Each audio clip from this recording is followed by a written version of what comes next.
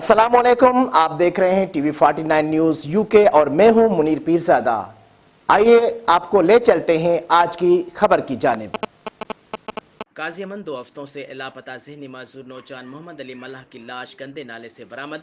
वालिदैन की जानिब से कत्ल का शुबा जाहिर किया जा रहा है।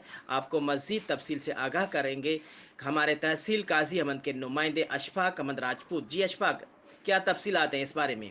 जी बिल्कुल, काजी अहमद के पीर मोहल्ला के रहायशी 25 साल ज़हनी माजूर नौजवान मोहम्मद अली मल्लाह की लाश ईद की शाम नेशनल हाईवे के साथ गंदे नाले से बरामद हुई, जबकि इसके रिश्तेदारों ने उससे बमुश्किल शनाख्त किया।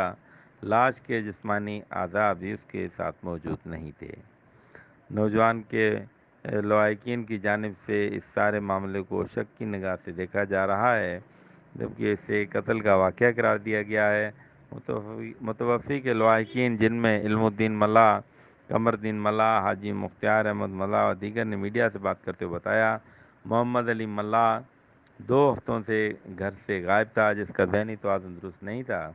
इसकी लाश ईद के रोज़ गंदे नाले से बरामद हुई, जो कि एक दीवार के सरिये के साथ लटकी हुई थी और इसकी एक कीमती आज़ा भी इसमें से गायब थे। हमारे नौजवान को बेदर्दी से कत्ल किया गया है। उन्होंने पुलिस पर मुबैना इल्ज़ाम लगाते हुए कहा है, पुलिस रवायती अंदाज अपनाए हुए है, अभी तक केस की तहकीकात सही तौर पर नहीं की जा सकी, जबकि मुकामी पुलिस अफसरान ने रब्ता करने पर अपना मौक़िफ़ देने से इनकार कर दिया।